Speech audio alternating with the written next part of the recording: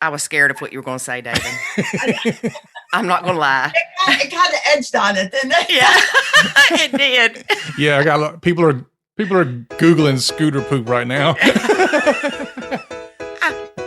You're listening to the Nacho Kids Podcast, where we discuss all things step family related.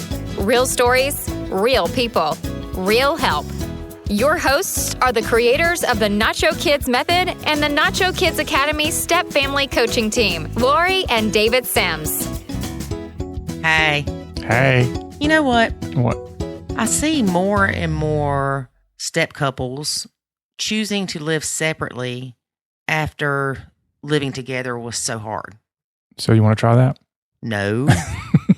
Told you if I leave, I ain't coming back. You promise? I promise.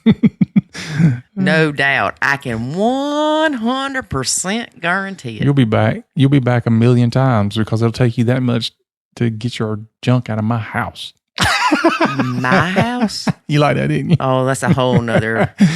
That was actually on was it the last episode?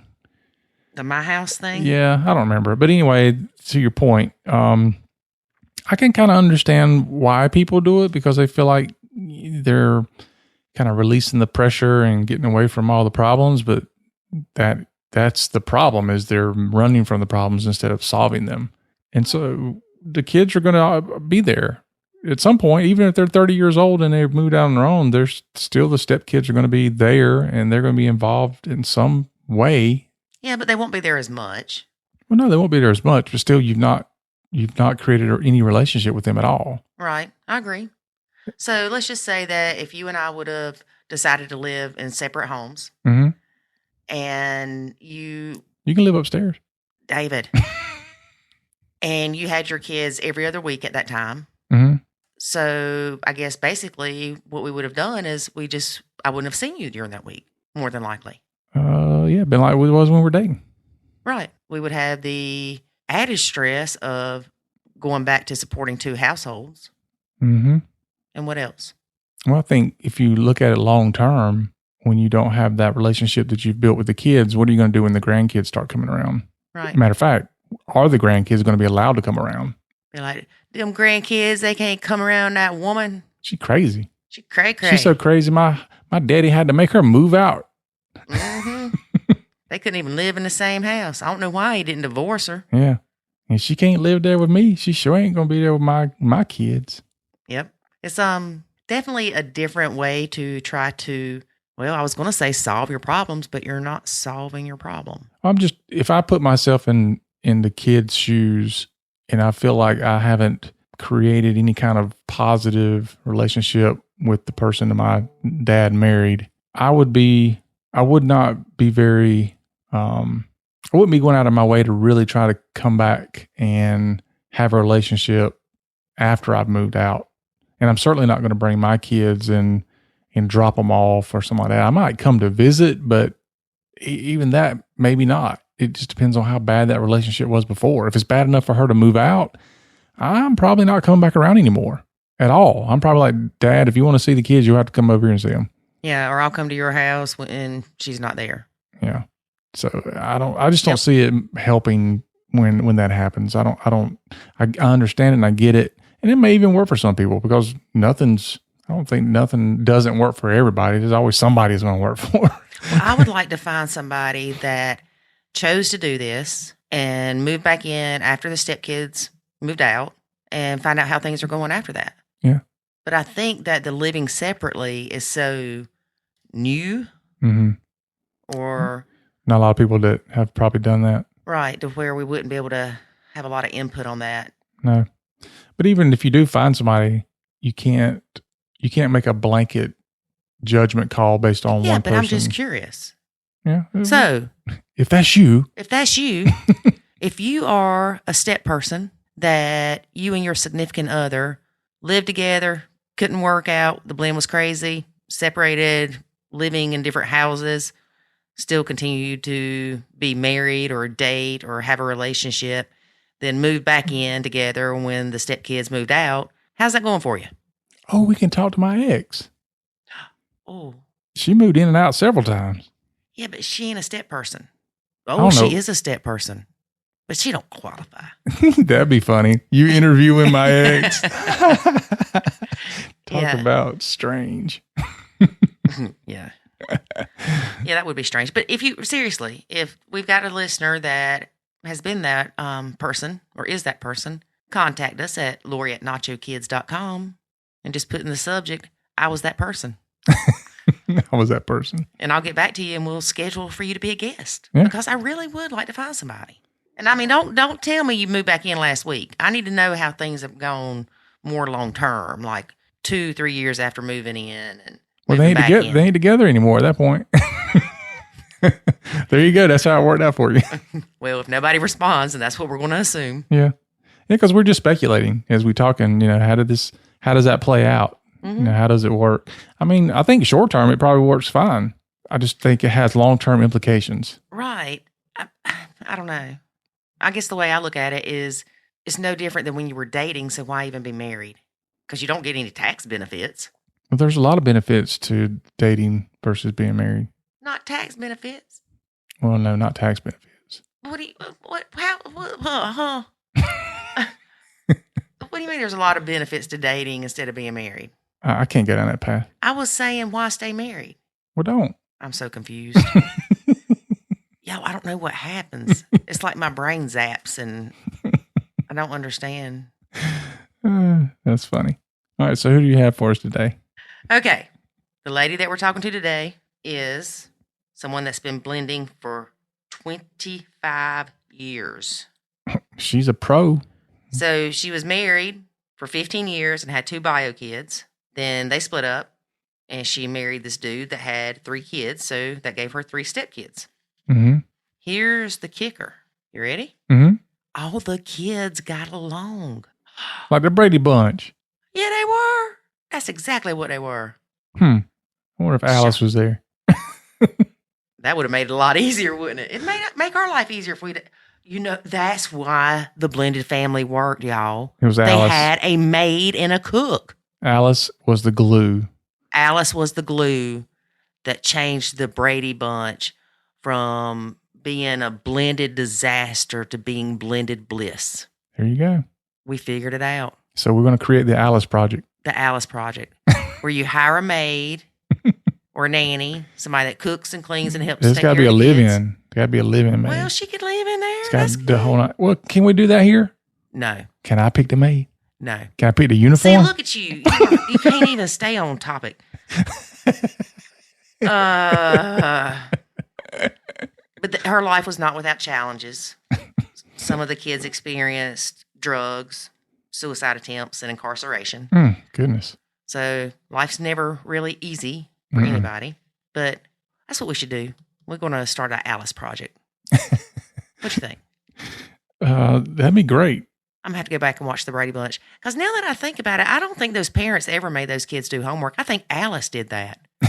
Maybe so. They nachoed their own kids. That's how you nacho. You get Alice. You put Alice becomes the bad person. Yeah. For everybody. Yeah. But didn't they love Alice?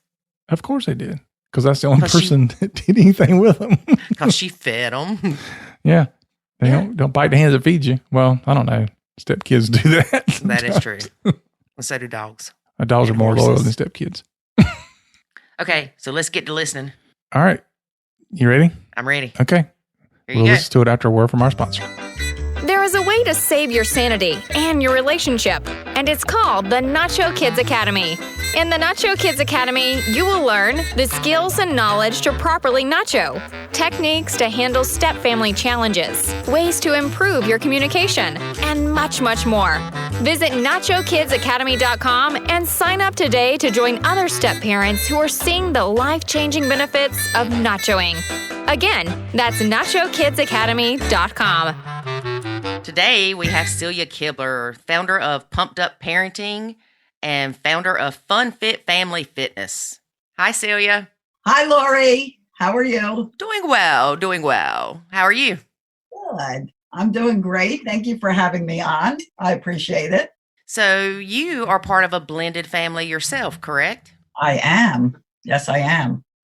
So I was married for 15 years to my first husband, who is the father of my 2 children. And I remarried. And in my remarriage, I gained 3 wonderful children. And we're now going on our 24th year of marriage. Our children range from 30 to 37. And we now have 7 wonderful grandchildren. So how old were your stepkids when you started blending?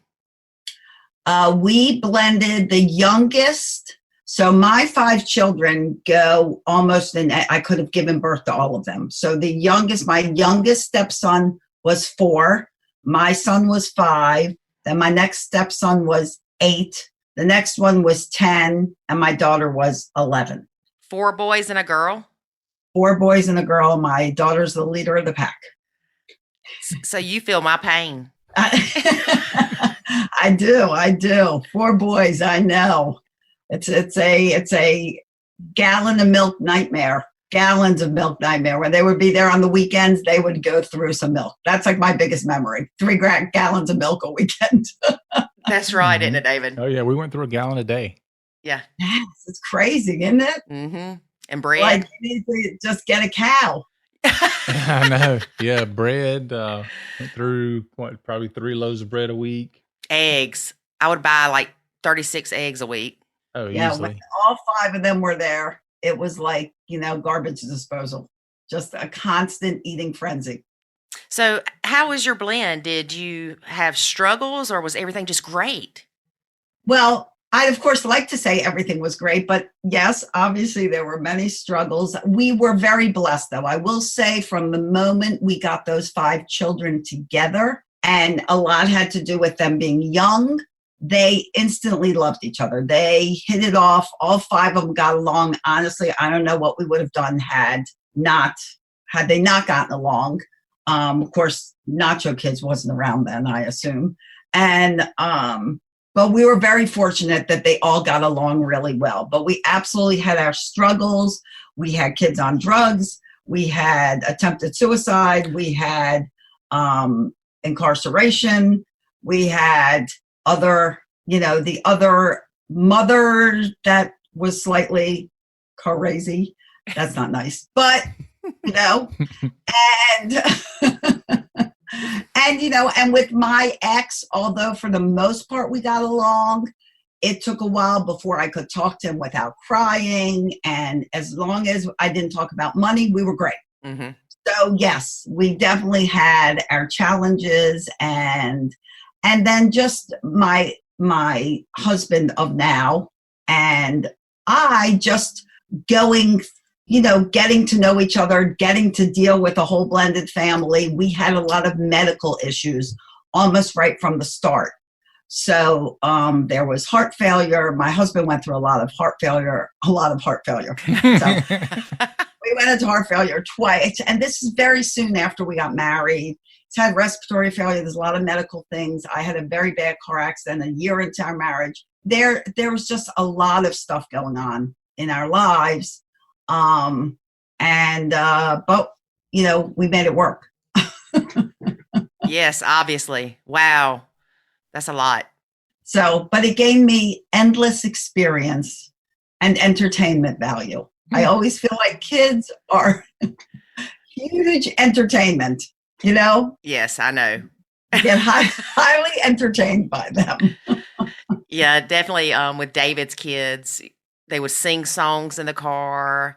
More recently, before they kind of went their own way, they would do like the roasting sessions in the car and pick on each other. So I would get in on those and we would just have a blast. Yeah. Yeah. Kids are fun. I think parents need to find more of the fun in their kids, really, really find the fun, because it's a lot of it there and we get distracted and we tend not to focus on it. That's true. Now, let me ask you, since your stepkids were so young, did you come in and just start parenting them like a motherly role, or did you just step back and let your husband take care of things? Well, I am like the ultimate mom. And so, yes, I stayed the ultimate mom with my stepkids. My husband is not he wasn't always a huge hands-on dad. He kind of had to learn to be that way. I had to train him. And, it was more like, wait, the kids are here, but you know what? that grass really needs to be mowed. And, we need to go out and worship the yard. I'm like, oh, no, you need to come back in here and be with your children. They're here for the weekend. The grass will grow again and it can be mowed again. And, but, and they had a very hands-off mother who they were kind of like free-range children, and I use that term for a child who basically runs their own life. Mm-hmm. And that's how their mother was. And I'm a very hands-on mother. And I was home. I've always worked from home. And I've always been home when the kids left for school and they come back from school. And in our home, they understood that as long as they were with me, if they went to visit friends, I needed to know where they were. This was before there were cell phones. So I need to know where they were going, whose house they were at, what was the phone number, who were the parents, do I know who that was, all of that. They were not just allowed to roam the neighborhood like they were used to at home. And that caused its own issues because I wouldn't let them do that. Right. Exactly. So that caused some tension. And then my oldest stepson came to live with us in 8th grade. He'd already had kind of gone into drugs and his mother basically kicked him out. So he came to live with us. His mother didn't talk to him for 2 years.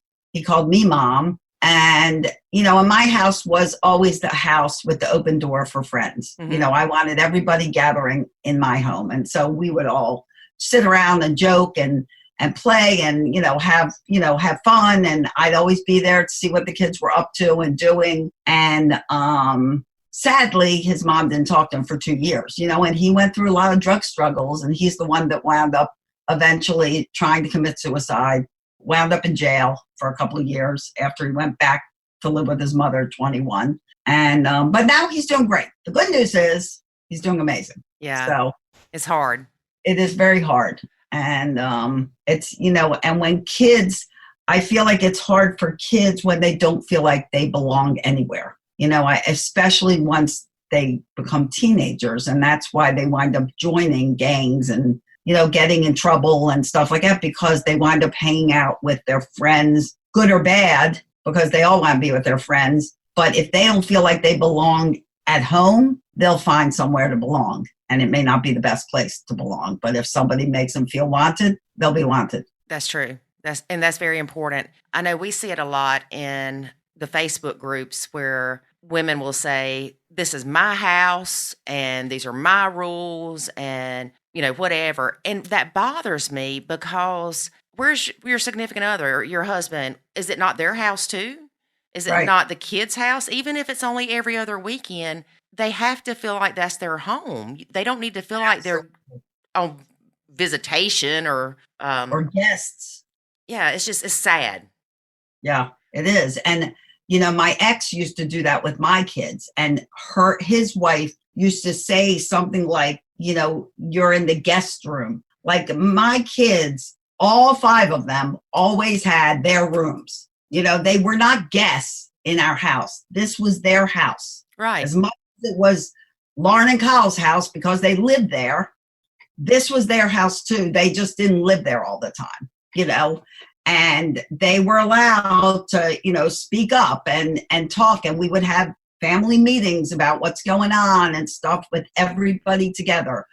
Me, my husband, the kids, when they first met each other, we talked about it all together, what was going on. And like I said, we were fortunate that they liked each other. We did not expect them to like each other, and we did not throw them on each other, and force them. These are now your siblings. You must like them. None of that. We gave them a chance to just really do what they wanted to do. The first weekend they were together, there were no rules. There was no one, we're going to do this. We kind of let them just kind of feel around, get kind of an idea for each other, kind of get to know each other. And it just turned out that they did like each other and they liked hanging around, but no one was forced on anyone. And we had no expectations that they had to like each other.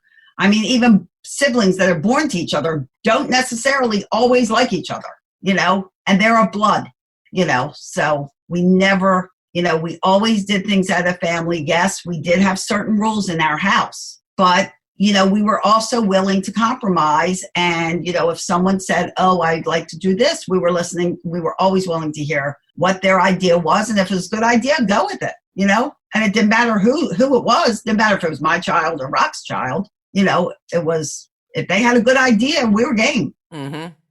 Everyone was allowed to be heard. We tried the family meetings a couple of times, didn't we, David? Yeah. It didn't go very well. It turned into a complaint festival. Yeah, there was kind of more of a gripe session. And we would try to deter it from being that, but it just always turned into that. Now, that was pre-Nacho, too. Yeah.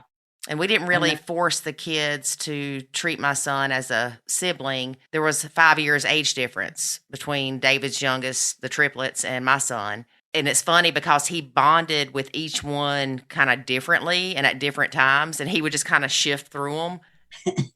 And they're triplets. Wow. Mm-hmm. Yeah, definitely wow. And they, it's funny though, because since they've left, he still has conversations with them and still talks to them, which I'm very thankful for, because he was so young when we got married. He does not refer to them as his stepbrothers. He calls them my brothers, and they do refer to him as their stepbrother, but he seems to be okay with that. I think it maybe bothers me more that he feels might feel excluded from things than, he feels that way. Like on Siblings Day, one of the stepkids took a family picture of all the kids and cut my son out of it. And I was like, oh my gosh, you cut my baby out. And he's like, I'll recognize him on Siblings Day. I'm like, there's not one. I had a situation just like that. My husband got remarried. Right a month after we got divorced, my first husband, had a diving accident, and there was alcohol, which kind of led to our divorce. And he dove off into a swimming pool and broke his neck when he hit the water. And so a month after our divorce, he became a quadriplegic.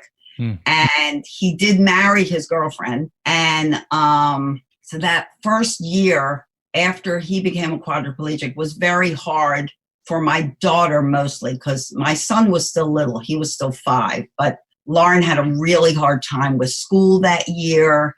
And then in addition, she met these new siblings. But I think that gave her a little strength, having, these extra people to talk to that were her age. Mm-hmm. And but it was another stressor in the family. And but the kids somehow, they worked out that they were able to they just really liked each other. And it was all great. But my kids also have 2 stepsisters from my ex's marriage, from his wife. Nobody's marriage has kids between them. Okay. All the marriages are from the separate marriages. And one time they all got together. My daughter and son went to my ex-sister-in-law's house, and they were taking family pictures. And they took a picture of everyone, and then they took a picture and told my kids to sit on the side while they took a picture of my ex, his wife, and his 2 girls. And I'm like, why is that even being taken? Why is that why? This is not like his new family and that's his old family. This is still his family. And when he got married, he was living in Missouri and we were in Maryland. He told my kids that none of the kids were going to the marriage at the wedding. And then when they got married, her 2 girls were there and my kids were here in Maryland. And that was like another issue. And, it was just right off the bat, it was instantly like non-inclusive of my kids. And then, of course, they were considered guests in the home that we lived in Missouri before I moved back to Maryland. Yeah. So in our own home, they were like considered guests. It was very, very bizarre, very bizarre. But luckily, it has since worked itself out. Yeah, when we do, I think we started off doing family pictures where we would do the group, all of us, and then we would do a picture with each of the kids by themselves, then David with each of his kids, and then David with all of his kids, and me with my son. So that way it wasn't noticeable that there was such a separation, right. But I still had a picture of me and my kid, and he had pictures of his sons and him. And that makes sense. Yeah, I actually wrote a blog about this recently, about taking family pictures. And it's funny because I broke down, take a picture with all the bio kids together, all the step kids together, with the bios and the steps, and with the bios and the parents. And I mean, it ended up being this huge list. But like a wedding. Yeah. Yeah. But that way you cover everything. Right. Yeah. It's like, he used to send gifts to his mother, and he would sign them, him, his wife, and his 2 stepdaughters. And he would leave my kids off. And he'd go, well, that's because I know you're buying a gift for her. I'm like, I don't have to buy a gift for her. She's not my mother. She's your mother. I buy a gift for my mother. You buy a gift for your mother. And when you do that, you include all your children. These are your children. They go on the gift. Yeah, and because I was in Maryland and his mother was in Maryland and he was in Missouri. I guess that was the rationale. I don't really know what the rationale, but the one thing I'll tell you, and I'll tell, and your listeners should hear, is you need to speak up. Like, as soon as that happened, I called him and I was like, oh, no. This is not how it works. And if you feel badly, like I wanted to talk to him about something and I didn't feel comfortable talking to him, I wrote him a letter, and I wrote a letter all about it, and I mailed it to him. Mm-hmm. And he got the point. But, and I don't know whether it was more him just like doing what his wife wanted to do or what. But I was like, look, these are your kids, and they get included in everything. I know you live half a country away from them, but that doesn't mean they're not included in your life. They're totally included in your life. And talk about visitation. I had to put those 2 kids on an airplane from Maryland to Missouri by themselves every time. And my youngest was 5 years old. Ooh. So that was kind of nerve-wracking in itself. To say the least. Yeah, that was kind of a horrible time when I had to do that. But I had to bite the bullet and do it and pray. That's one thing that we learn to do as parents and letting our kids go to the other parent's house. Mm-hmm. And he, what broke us up a lot was the drinking. So I also, even though Kyle was 5 and Lauren was 11, I took him right to a counselor when we broke up, and we talked a lot. And one of the things we had to address was, if you feel unsafe with your dad, if he's drinking and he gets in the car and you feel unsafe, you have the right to say, I'm not getting in that car with you. Mm-hmm. Because that was a big worry of mine, because I don't drink. I've never drank. And so I've always been like the designated driver for all my friends, my husband, everybody, all the drunks of the world. I was the designated driver. And, so when that ended, that safety that I always knew was my responsibility, or I always felt like it was gone. And I had to trust that these 2 kids would be okay, Yeah, that's a big thing. Yeah. Well, I see this sometimes where the situation kind of similar to yours, where your husband got remarried, and then it's almost like his focus is now on his quote new family more than the other kids. And I don't understand that. However, I must say, David, you know somebody that was in your ex-family that when they got remarried, the woman's like, you have to disown the rest of your previous family. No way. Yeah. Right? Am I right? I think so. You're looking at me like I'm crazy. I'm trying to remember which one. I mean, half of them's been remarried. The one that the son ended up committing suicide in the graveyard. Oh my gosh. Oh yeah. Okay, I know who you're talking about now. Yes, that's what happened. He got remarried, and the wife he remarried basically said, nobody else is your family. This daughter we have together is the only kid you have, and you will not have anything to do with your other kids. And he didn't. Yep. And then now I've just heard the story secondhand, but apparently the child from the first marriage was in a cemetery and threatening to kill himself, and the cops called this man, and he basically just hung up. No way. Yeah. I don't get it. No, I don't get it. Let me tell you, I live for my kids, all of them. Yeah. And they know if any of them need me, and I don't care what time of night it is, you call me and I'll be there. I know that with these 2, my grandkids that are here, there was a time that they had to come live with me for 2 years, and they called me I guess it was midnight. They live 2 hours away from me. And they're like, can you pick up the kids? And I'm like, absolutely. And I jumped in the car and off I went. And then no questions asked. I mean, and they know that. They all know that. And I don't care that they're in their late 30s. I don't care. They could be 50. If I'm still alive, I'll go get them. Right. You know, and I don't understand that. I will never understand that because that is so detrimental to a child. I mean, I just know when my eldest went through the 2 years of his mom not talking to him, that was huge damage to him. Huge.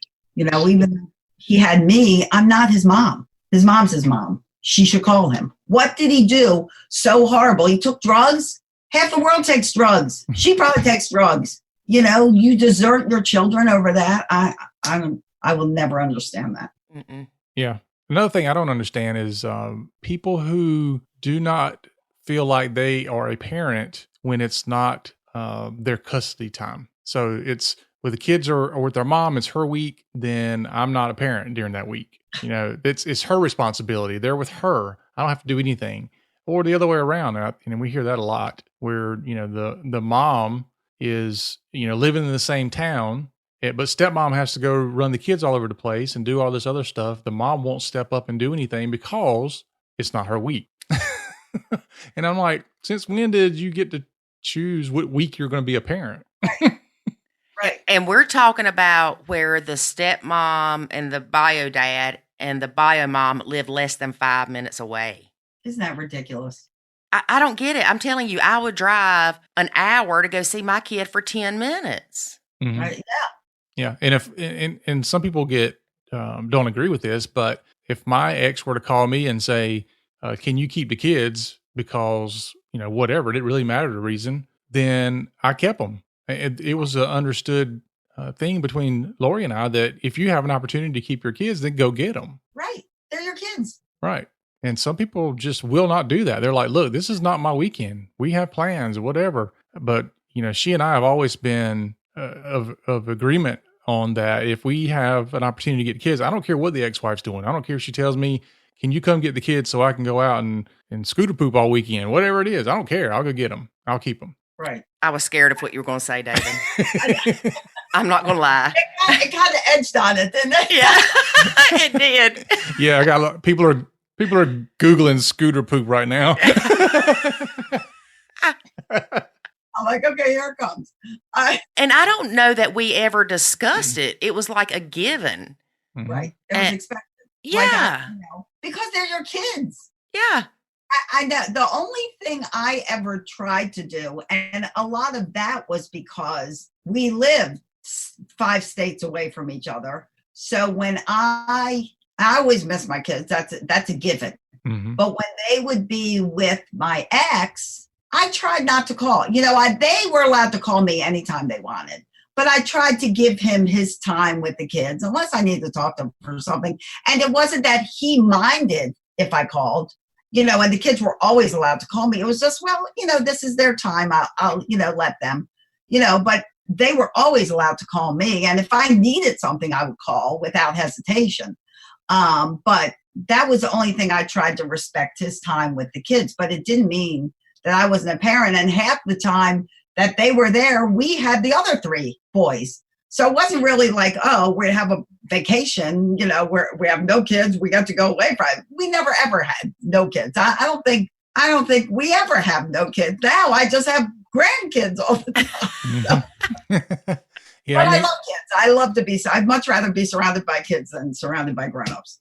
I mean, I even have times when the kids were going nuts over at, you know, their mom's house, and she would call me and say, you know, can you talk to them? I can't do anything with them. And I know a lot of people will probably say, well, that's your problem. You know, they're with you. You need to figure it out. But, you know, I just never did that. You know, I just don't turn the parenting thing on and off. I'm their parent all the time. Mm-hmm. But I think that's what gets a lot of families into trouble is that the ego becomes primary. Mm-hmm. You know, instead of like, let's do what's best for our children, let's try to make their lives as good as we can make it in a difficult situation. They're more concerned about their egos and, well, you know, I can't stand the woman anymore. So if you're going to be with her, you're going to be with her. And I don't want to hear about it and blah, blah, blah, blah, blah. And, you know, And then they get into the whole horrible thing that didn't ever occur, but where they start calling the other parent names. Mm-hmm. Like the worst thing you can do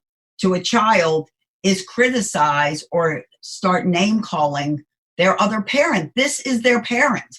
You're not criticizing some random stranger. You're criticizing their mother or their father, and kids love their mother or father regardless. People who are axe murderers but have children, they love them. Mm-hmm. They may not know they're axe murderers, or they may not know why they're an axe murderer, but they still love that person. Mm-hmm. You know? And so when you criticize or you label or you call names or you try to get your child to like you over the other one, it will ultimately backfire, because I read something the other day. It may have actually been something you said, I don't know, where when you criticize the other parent, you're criticizing half of your kid. right. And I don't know that I had really thought of it that way, but it's true because they are part of that person. And I always say, like, somebody recently asked me, I was at a mastermind thing in Florida, and someone there had asked me, so what is the key to your 24 years of marriage? And I said, honestly, respect and trust. That's it. I respect the person I'm married to. I have 2 marriages, and even through divorce, I have never been called a bad name or a cuss word by either of my husbands, and I have never returned that to either of my husbands, even going through divorce. And I think when people also slam their ex or their partner on like social media, you're slamming you. You fell in love with that person. You loved that person. At some point in time, you cared very deeply for that person. And if you're on social media doing this, your children, unless they're toddlers, are reading this stuff. You slamming whoever, their parent.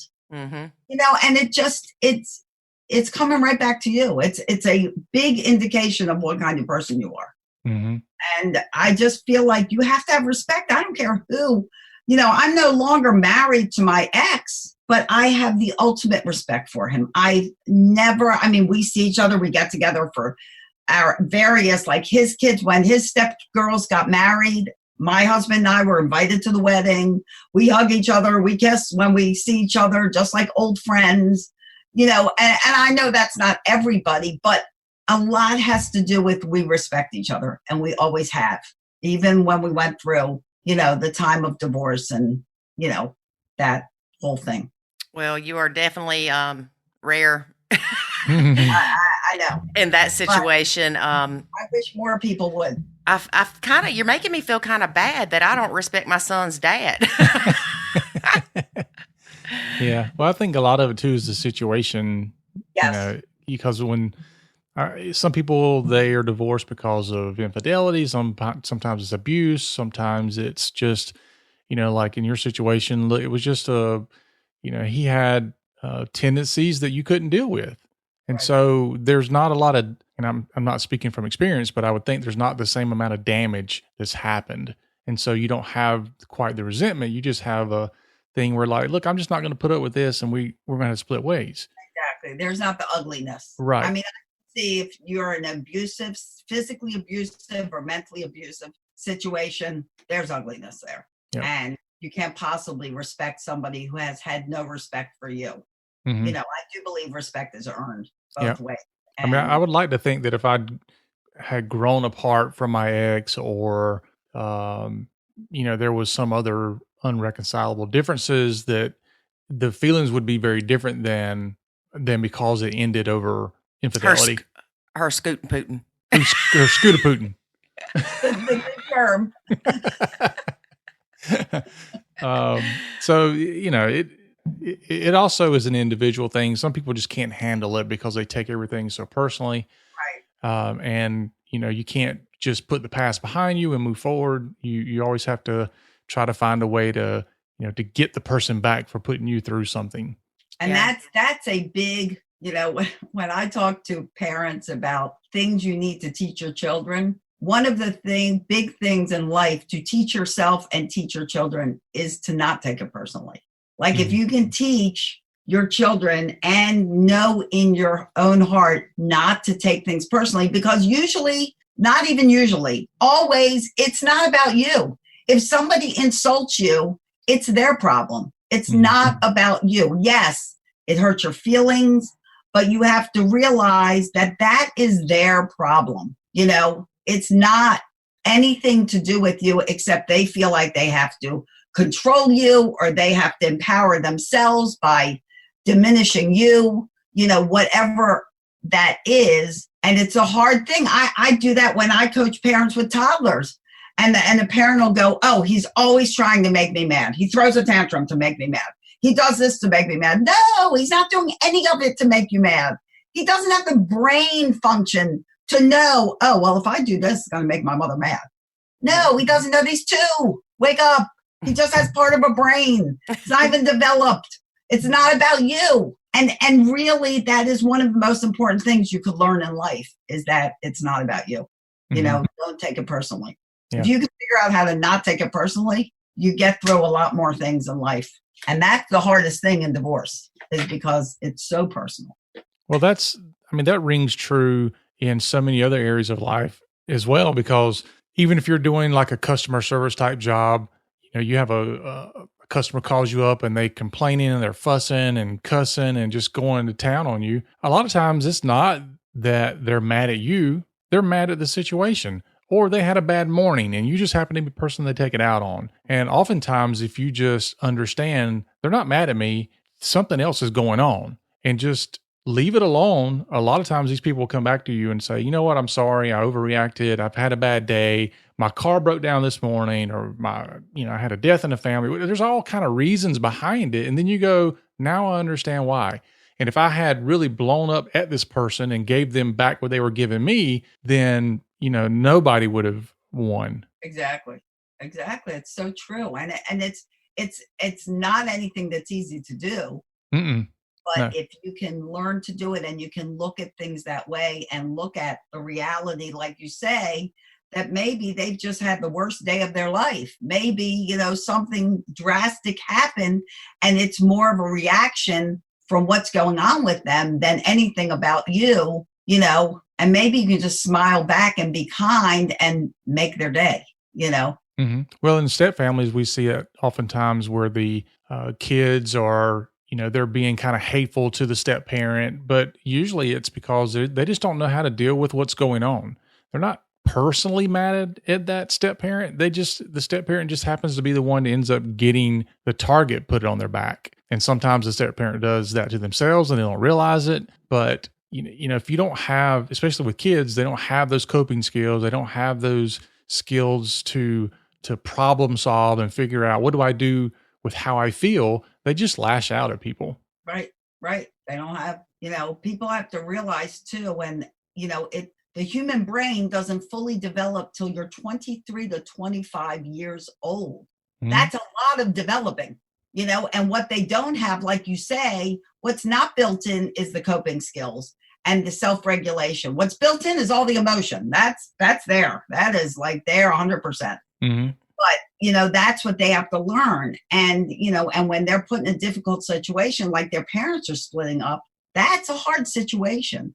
And when I'm coaching a lot of families, a lot of times I find too that parents they want to get involved with what the other parents are doing. Like the other parents are not, you know, they're not parenting the way I think they should be parenting.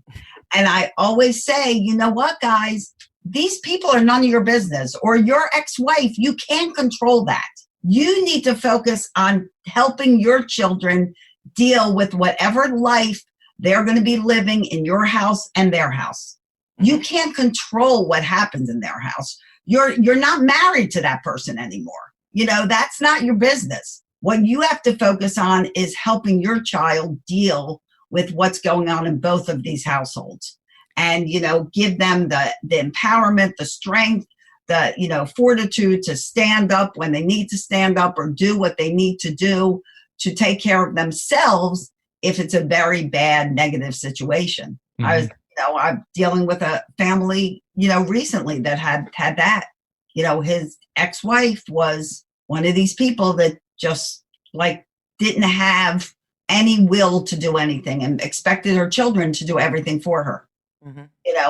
And so they were like, grocery shopping and making meals and doing like there was nothing she was doing, except making them feel badly for their choices. And it's like, I literally had to say, you have no control over this person. Right. You can't tell them what to do because they're not going to listen to you. Why? You're their ex. And they have to want to better themselves. You can't just will them to be better. That's how they are. So you focusing on trying to do that is a waste of your time. Focus on your children. I remember when David and I, when we first got married, we had his kids like 11 out of 14 days. And about 2 years in, his ex changed her work schedule to where she wanted to get the kids 50-50. And she decided that it would be a good idea to sit down with David and myself and her boyfriend at the time, I guess he was. I'm not sure what he was at that time. And discuss what we did with the kids. And David and I are like, oh, this is good.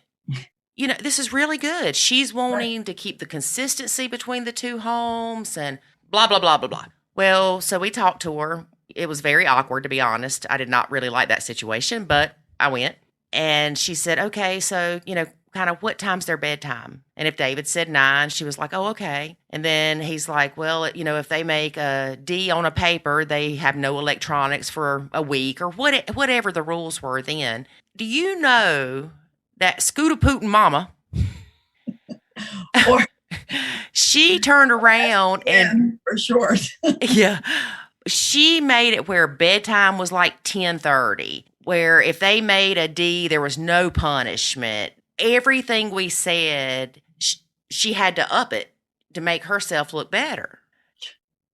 I'm not surprised, but like you said, we have no control over that. And yeah, David got frustrated a lot of times because of her inability or desire to not parent. But you have to let go of that. You can't focus on that because then it takes away what you need to be focused on while the kids are with you.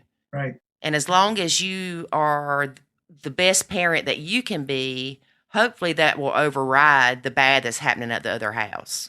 Absolutely. Absolutely. You have to focus on, and you have to let, once kids become old enough and they become aware of, well, this is like the party house and this is like the strict house, you have to kind of, empower. Really, that's it's a word that a lot of people don't like, but it's true. You have to empower them to take responsibility for themselves. If they go to bed at 11 o'clock at night, they have to wake up for school at 6:30 in the morning, and they're like, oh my gosh, I can't wake up. Go to bed earlier. Take responsibility. Take pride in your work. Take pride in yourself, because it's up to you. Yeah. It's ultimately up to you in that house. And we can't do anything about it. You cannot do anything about that other person. And that, you could talk to her blue in the face. It's not going to do a single thing. It's a waste of your time. No, and they're still going to pattern eventually they're going to pattern themselves after what they see anyway.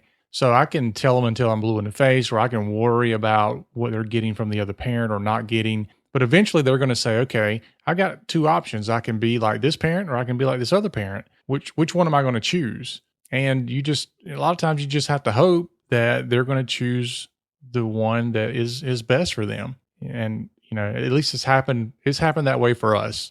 My kids have gone out on their own for the most part. And I'm not thrilled for some of their choices of what they're doing, but they're at the age where they can do what they want to do. But I think that they all have a good work ethic. They all have seen how Lori and I have had awful, terrible times, and we've gotten through it. And so they've seen what coping looks like, and they've seen what problem solving looks like, and they understand that you don't just throw away a relationship just because something goes bad. And so I think all those things that we've endured, and they've seen that, and it makes a profound difference in how they view things and how they decide to handle life when they get out on their own. Absolutely. And honestly, I always live my life with like the glass half full Mm-hmm. concept. So I always find good in everything. And really, even in the worst of households where kids live two totally different lifestyles, like my stepkids did, and evidently your stepkids did, and some of my clients, they learn flexibility.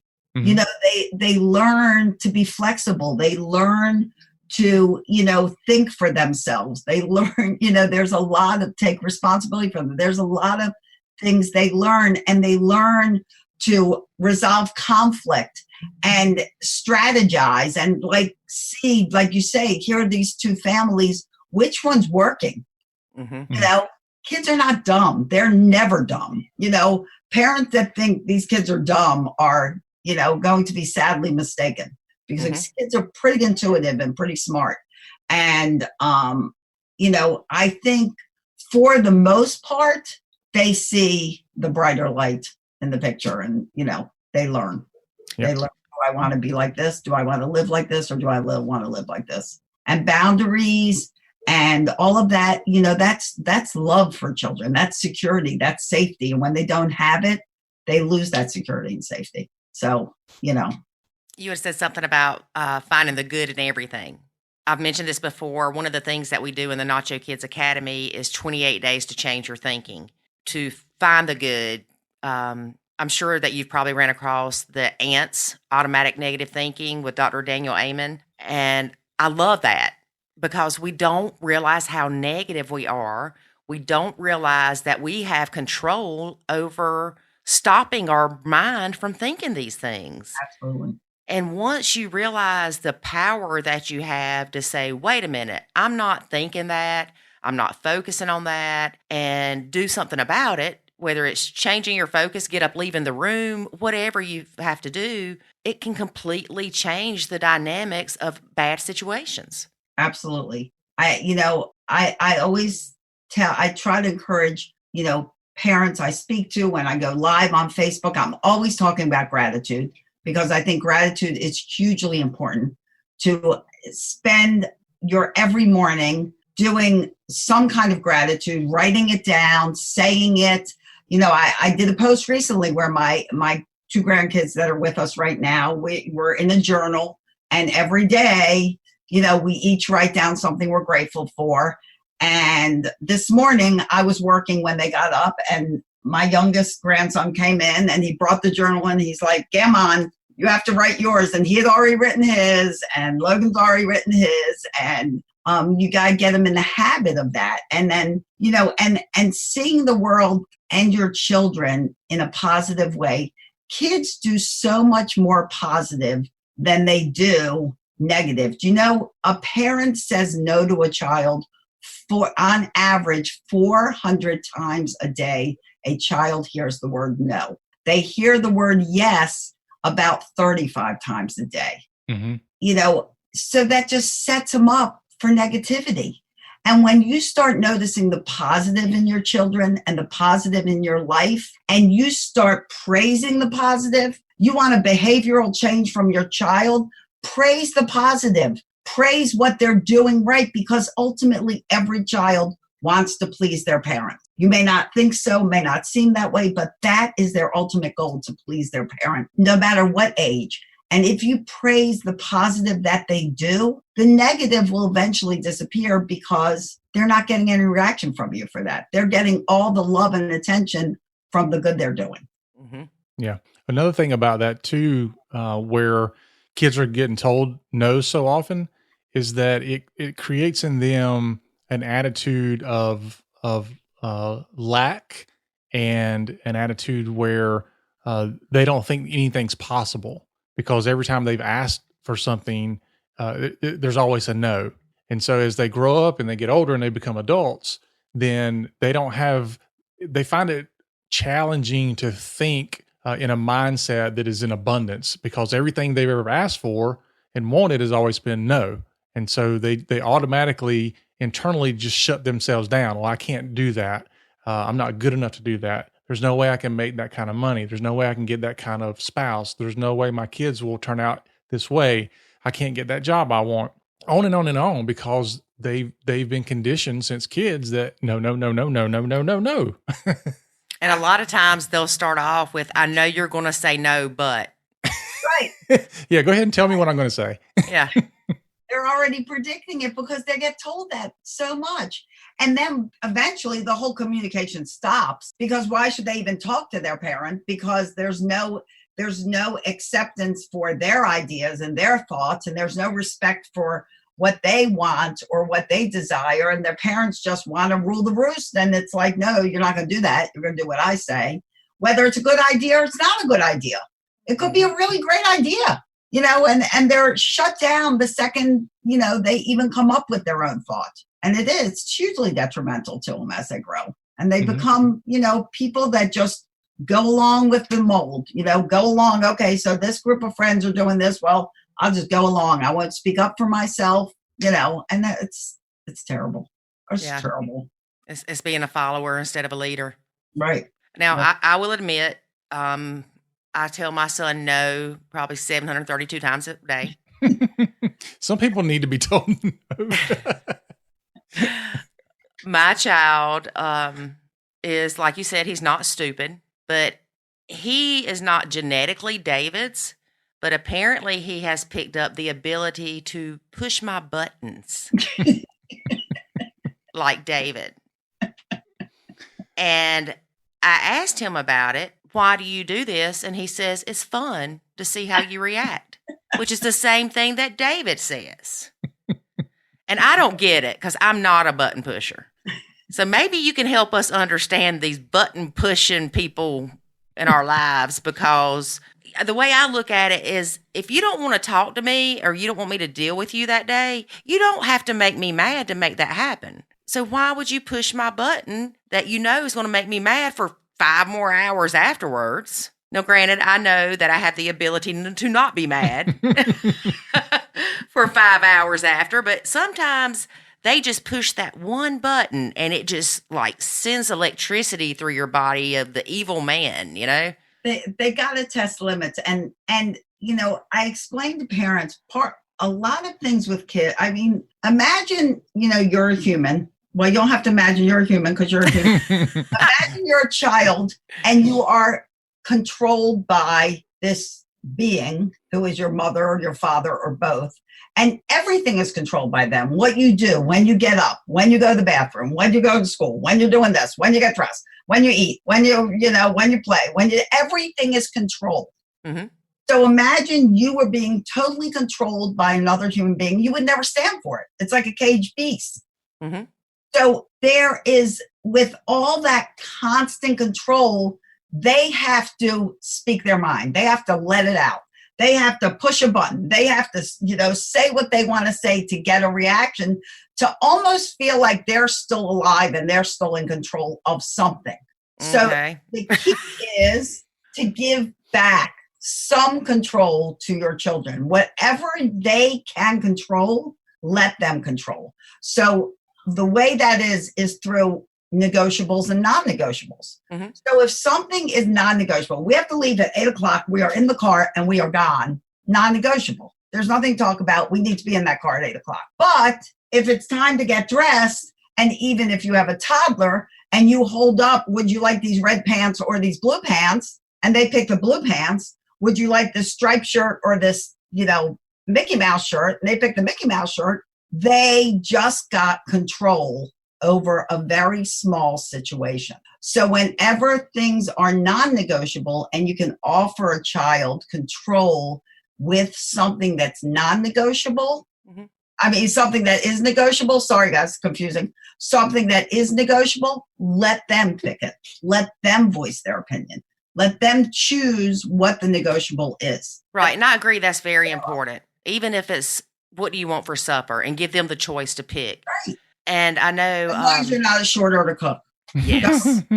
Yes, definitely. But I also know that I've also heard a lot of kids revert back from being potty trained because of that's what they feel like they have control over. That's the one thing they feel like they can control, whether it makes the parents mad or not. It doesn't matter, because that's the one thing that they can go, you know what? I'm not pooping on that potty and you can't make me. Right. And you can't make them. Mm-hmm. It's the underlying cause of all kinds of patterns, eating disorders, underlying cause, control. It's what they have control over. They can control what they eat. They can control eating, and then they can be bulimic, and they can control throwing it up. Things like that. It all has to do with being in control of something, because when you are not allowed to be in control of anything, you become nothing. You become, a robot. You become a puppet. Right. And in order to fight back, they have to fight back with something. And if they push your button and they get a reaction out of you, control. Look at that. I just controlled her. And it was fun because I watched her head spin around like The Exorcist. Well, I Googled how to not let people push your buttons. I didn't find much on that. Well, you said that, sometimes kids, always want to make their parents happy. Maybe sometimes stepkids want to make their step-parents happy. They do. Because he will look at me and smile when he does that, or give me a high five when she's not looking. He's bonding. What? He's bonding with you. Exactly. Over tormenting me? Yeah. There's time, especially sometimes she goes outside and she sits on the front porch every so often, and he'll come up to me and go, "Hey, watch this," and he'll like go up and like bang on the window real loud and make her jump, and then we give each other a high five, and he. That is bond. That is absolute love. I hate to say it, Lori, but that is his connection with David. Lord help my soul. And it's not about you. Don't take it personally. Yeah. So next time you get mad at me, I'm going to say, I'm just bonding with your son. I'm bonding. You got to bond somehow. Why would you get mad at me for bonding with your son? What kind of person are you? You could be pushing her buttons right now. I am so sure that I will hear this many times over the next couple of years. Well, I need to find a way to bond with somebody to torment you. You can get back. You can reverse the same thing. You can then scare him. It's not the same. I learned this from you. I'm bonding with you for a moment. Hold on. I just don't think that way. I don't think, let me, scare this person. Well, I do that sometimes, don't I? Mm-hmm. But I don't scare you. You're like the ninja or something. Yeah, I've got to work on that. Kids all the time. They never fall for it because I'll put a pillow over my face when they walk in. Like, oh, where's mom? And I'll be like, I find it so amusing, and they don't. But, see, that's something I would do. I just put a pillow over my face, and they'll be like, oh, I can't find mom. Where is she? Don't let Lori fool you. She tortures the dog. You got to torture somebody. How do I torture the dog? Because you'll mess with her. Oh, yeah. Well, she's funny. Oh, wait. I'm a button pusher toward a dog. Yeah, you do it because it's fun. Oh, Ziva, I'm sorry. See, wow. Little hypocrite. That's like when I go, it's not funny, and I'll be like, well, it's a little bit funny. It's a little funny. I remember David and I had went to like Domino's with my son to get pizza one time. And I went in to get the pizza, and I was trying to open the door, and I had my hands full. And I am not a waitress. I never have been. And there's probably a reason, because I don't have good balance, even on flat ground and no high heels or anything. And I opened the door, and my son screams. He had gotten in the front seat, and he screams at the top of his lungs and like jumps and says something like a beef coon. It had to come off. What was it, David? Yeah, I don't know. Some show he used to watch on Disney Channel or something. Yeah. So, of course, they're laughing. I'm about to drop the pizza. My reaction probably was not the best. I think that's why Domino's started giving you another pizza if you dropped it. I think you're the guarantee.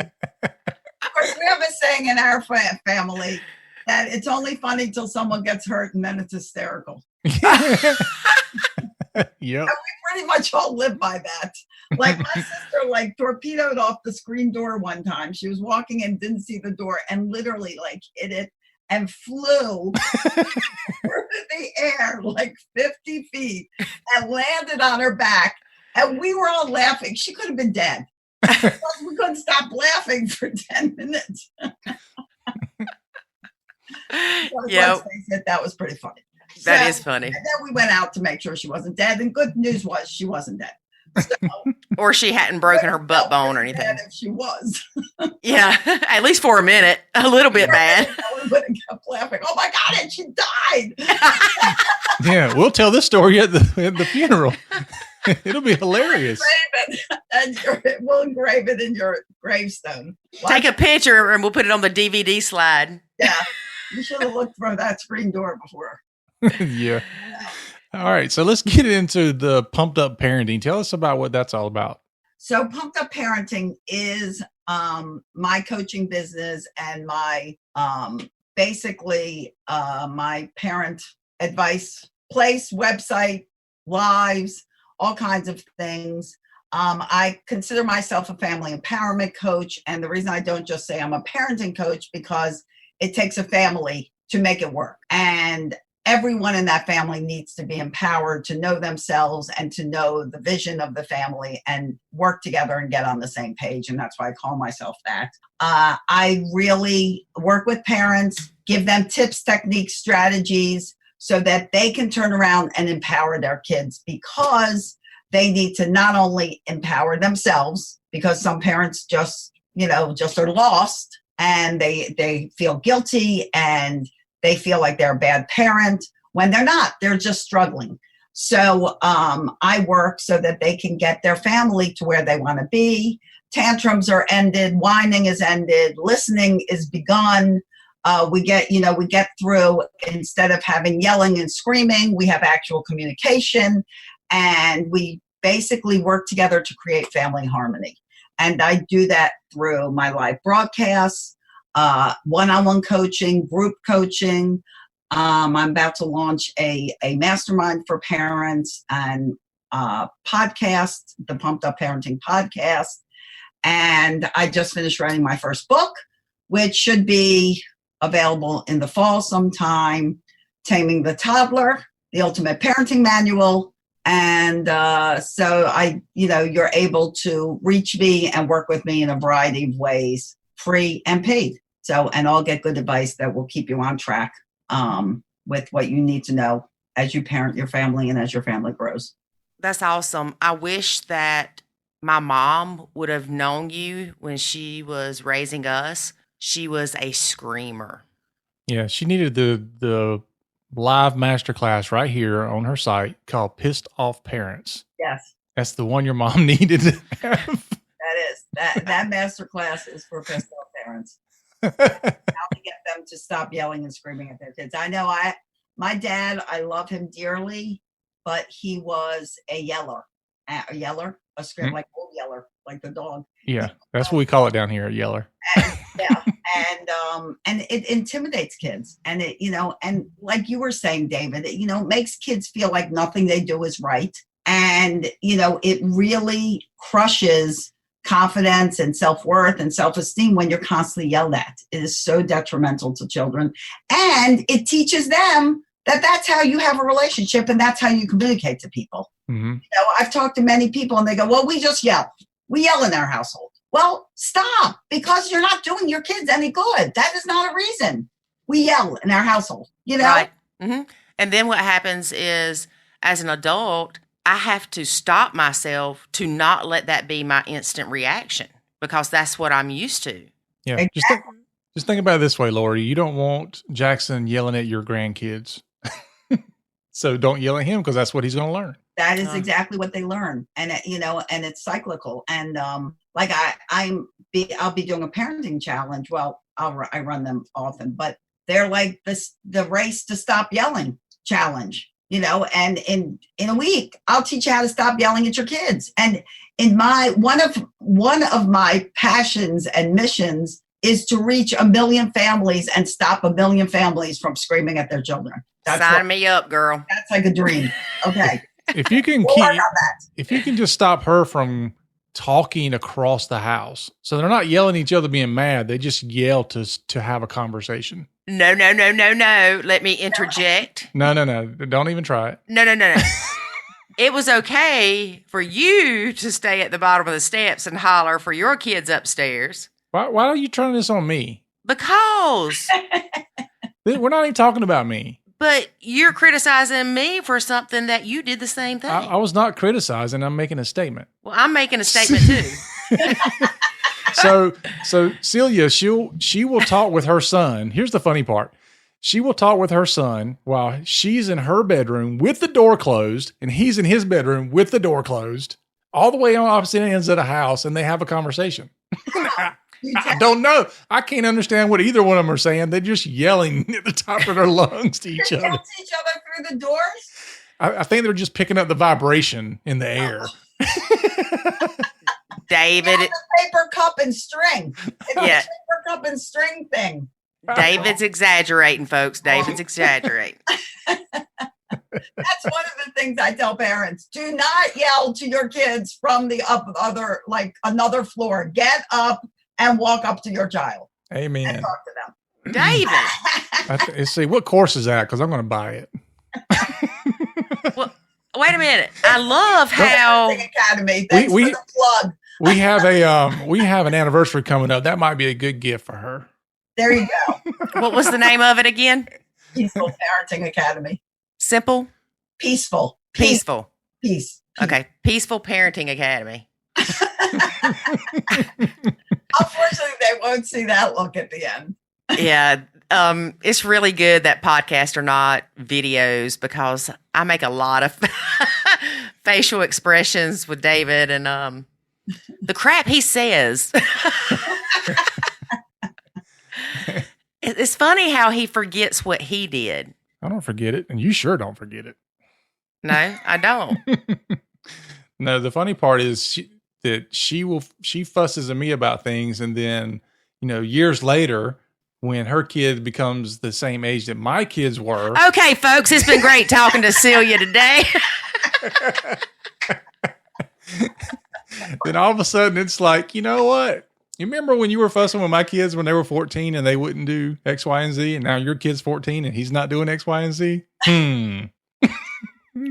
Teenagers. I have a sign in my house that says, now I know teenagers make you understand why animals eat their young. I love that. I'm going to write that down. Another sign I have is raising teenagers is like nailing Jell-O to a tree. Oh, yeah. Yeah, that's true. That is true. Okay, so now that David's made up all kind of crazy stuff. None of was made up. David, tell people what? There's a free 5-day challenge you can take on our site, so maybe you should try that. Yeah. Okay. It's starting soon. It starts soon? I don't know when it's podcasting, but it's starting soon. All right. I'm sure it'll be starting soon again. It will be starting soon again. Good. So this is something you do periodically? Yes. Good. And it's literally the race to stop yelling at your kids challenge. So you're on the race to stop yelling at your kids. That's the 5-day thing? Yeah. It's actually a 7-day challenge. Oh, I thought you said 5 days. They're like it's 5 days, but there's 2 bonus days. Well, I need the bonus days, obviously. And then my son will be like, what's wrong with you? I remember one time I picked him up and I was all grumpy. And I think David had pushed my button, surprisingly. And I was like, you know what? I'm just not talking to anybody anymore. I'm just going to not respond, not have any reaction. And Jackson's like, what's wrong with you? I'm like, nothing. And he's like, seriously, what's wrong with you? And I mean, this is the first 2 minutes of picking him up. And I said, this is the new me. I think she's going to try to channel Eeyore from Winnie the Pooh. That's what it sounded like when I said it. This is the new me. Oh, goodness. See, and this should be a lesson to everybody, too. Laughter is the best medicine. Mm-hmm. It is. Kids are driving you crazy. Sit down and tell jokes with each other. Yep. Turn on music, dance, be silly, have fun, laugh. laughter, laugh. A lot of it should be in your home. Honey, we have plenty of that. I will tell you. One of the things that David and I like to do, I'll let you tell him, David, about Walmart. This is hilarious. So, you know how people get frustrated, they go to Walmart and it's like, the line's long, it takes forever to get through the line or whatever. We have found a way to get through the Walmart line in the fastest way possible. So what you do, as soon as you get up to the line and it's your turn to be checked out, you start a fake argument with your spouse in the line, and then you drag the cashier into the argument, and they will get you out of that store so fast. Are you serious? Do you guys do this? Yes. We do it. Awesome. It is so much fun. Videotape it. That is so awesome. Oh, we should videotape it. Yeah, because I'll say something to the cashier. I'm like, well, what do you think? And, and they're like, I don't want to get involved in this. And I'm like, oh, no, you're already involved. And we'll pull them into it. And I'll say crazy stuff to them. Like, Lori likes to tell a story about this one time. I said something about picking one of the cashiers up when they got off work. And he said, I'll be here at 10. She said, how did you know what time I got off work? He said, that's what time I picked you up last night. Yeah, she couldn't get me out of that store quick enough. I mean, their items per minute shoot up when we're in the store. That's for sure. Oh my gosh, that is awesome. He'll say, I'm not paying for that crap. I'm like, I didn't ask you to pay for that crap. I got my own money. And then you'll see him start speeding up. And oh my gosh. You know what you need to do is you need to go with a friend that knows it's going to be done. Have the friend behind you filming it. Yeah. Yeah. The people at Walmart probably be able to film it because, you're involved in it, and then it'll look like it's staged. Yeah. Right. That is genius. Yeah. The people at Walmart probably think we have like the worst relationship ever because we're fussing every time we come in store. That reminds me, David and I pick constantly. We do. And it's just kind of the relationship we have, and it's fun. And remember, one of the kids' friends from school said, I think your parents should get divorced or something like that, because we were at a volleyball game and we were kind of bickering at each other, just picking. And they're like, oh my gosh, I think your parents should get divorced. Been there, done that. Yeah, they just have no idea how much fun we have doing this stuff. God, I know. And you know what's great about that is your kids then pick out each other. Like my kids, my two, they're 31 and 37. They still act like they're 8 and 12. They don't act any different. They're gigantic now, and they can hurt each other, but they're so funny that it's like they never grew to that old. They're always picking on each other. They're always making fun. They always make fun of me. If I say a cuss word, they have to text each other. Do you know what Mom said? I'm like, you don't have to text. Yes, we do. Yes, we do. That sounds like something Jackson would do. My mom just said pissed off. I know. Oh my gosh. They're hysterical, but it's nice. I love it. It's so awesome. Yeah, you definitely have to find humor in things. And I'm thankful every day that when we were going through our struggles, that I found it funny to make fun of the counselor that kept telling me they are not your kids, because that's what lightened the mood enough between David and I to where I was able to see things clearly. It was really like the moment, us laughing, and it was like, oh, wait a minute, I'm creating my own misery. And, right. That's how Nacho Kids was born. That's the best name. I told you that when you told me that story. I tell everybody that story. I love it. Yeah, they are Nacho Kids. Right. That's the best. That is the best. But it's so true. It's like, you know what? It lifts the world off of your shoulders, because you're creating all this drama that doesn't need to be there, because ultimately they're not your kids. I mean, they are your kids, but they're, they have these other parents, and, and it's not all your responsibility. The weight of the world does not rest upon your shoulders. That's right. And everything is not about you. There you go. And don't take it personally. Yep. So it's true. And it's true, it's so true. It's like my client that I had that, they were so concerned with what the other mom was doing. And when I finally told them, you know what, it's none of your business. Basically, I'm sorry to say, but it's none of your business what her and her husband does. Don't get involved because you can't control it. So don't get involved. And the next time we talked, they were like, honestly, I can't even tell you the weight that was lifted off my shoulder once I realized they're not my business. Yep. And for goodness sake, if you're comparing yourself to the other family and bio mom doesn't work and she's got a new car and all this stuff from Facebook, block those people. Don't look at their stuff. Exactly. You don't have to look at that stuff. Yeah. Concern yourself with your life and being the best person you can be and creating children that can be the best you can be. And what's with all the acronyms? What's like, I go onto your site and there are so many of them. I'm like, I need a chart. I can't figure this one out. And I'm pretty good with them. And I'm like, I can't figure this one out. I don't know. I'm like, what could this be? Like, you have a chart on your page. You need I do. It's under the announcements and the rules. Because I'm always like, I can't. This one. I'm dumbfounded with this one.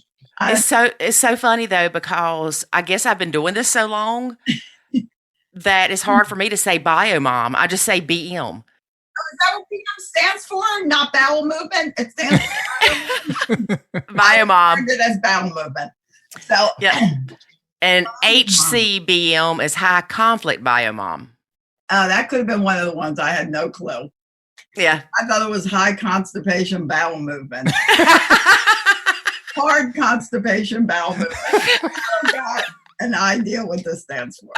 And I feel like it has nothing to do with going potty. I just don't know what it is. It may be more entertaining to read it that way. It is. I bet you read it just like English. And my father worked for the Department of Defense, and he was, so there's a lot of everything is, DOD, USN, like all over the place, and when you live I live, in Baltimore outside of DC, everything is initial, but like sometimes on Facebook, I'm like, okay, I don't got this one. Well, it's funny because it's like the step family language is its own thing, kind of cryptic. And I've had some people, they're like, why don't you just type out the words? But to me, it's habit. And I mean, I've been in Facebook groups for step families for 7-8 years now. So it is more habit, but it is funny. I worked at a place where we did incontinence products. So I have a bad habit of saying high continence bio mom. Which could also be true. Yeah. Yeah. And women, we tend to have that problem. Yeah. And then let's see, what is there? Stepdad is SD. And then there's SS12 and SD with the number, the 4, the stepdaughter, stepsister, stepson. Yeah. Stepson 12. Yeah. Bio son 12. Like, I feel like I have to take notes when I'm reading a post. I'm like, okay, we got 12. We got this. It's like an algebraic equation. Yes, it is. It's like math. It's like a math problem. You got 20 apples and you got 40 pears and you went 3 miles down the road. How many people did you run into? I'm like, I don't know. I don't even care. Maybe that's what we should do. We should have like SD12, SS4, BD3, whatever, and then put SAW for Y. Like, why is all this happening? I'm thinking that we should have a challenge in the Facebook group to come up with crazy meanings for these words. Yes. Oh, good. I could win that. That's what I was going to say. You'd have to participate with that. I'm definitely participating. I'm in on that one. Yeah. And a lot of them just sound like venereal diseases.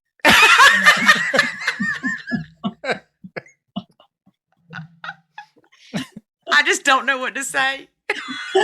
Well, Celia, if you've never heard the story, her son, Jackson. Oh, gosh. She already knows what the story is. I tell her son that he's an STD because she found out that her ex was cheating, so she went to the doctor to make sure that she didn't have any funk. Right. And she found out that she was pregnant. So he was the STD. So since his name's Jackson, I call him J-Funk. So that's his term of endearment from me to him. That's right. Oh my God. That is really funny. Yeah. Yeah, we definitely have fun with this. That's for sure. You got to. You got to laugh. You got to have fun. I mean, what'd you have kids for if it wasn't for fun? I can't answer that. You just heard my situation. I mean, they're like the best entertainment going. It's better than an STD. Better than STD. And you created them. Like I have a t-shirt in my little shop and it's like, I can't remember what it is. I'm surrounded by a tiny army that I made myself, something like that. That would be you, David. Yeah. Yep. All 5 of your youngins. Wait, 4. You only had 4. And they're all quadruplets, sextuplets. How many you have? Triplets? Yeah, I have triplets, and then I have one that's a year and a half older. Wow. So I had 4 in diapers at the same time. Oh, that's a lot. Ooh. That's a lot of diapers. That's a daycare center. That's what it is. Yeah. Yep. Yeah. It's interesting to see us pull up somewhere and everybody get out of the car. It's like, when is this going to stop? People just keep coming. And they all look the same. Are they identical? Or they're No, not identical. They do not look anything alike. In fact, one of the triplets looks more like my son than he does the other 2 triplets. Oh, really? Mm-hmm. Well, you got to remember, my little boy looks nothing like me. He's got blonde hair, blue eyes, and fair skin. Oh, that's my son. Yeah.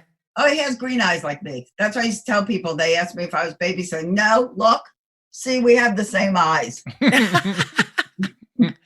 I guess I can say, see, we have the same cheeks. There you go. That's all I can say. We each have a nose. Yeah. My daughter's dark hair. My son is blonde. Yeah. And you know what's weird? You know, on that app that whoever had where it changed people into old people, that whole thing. Mm-hmm. Oh, what's that site that does that?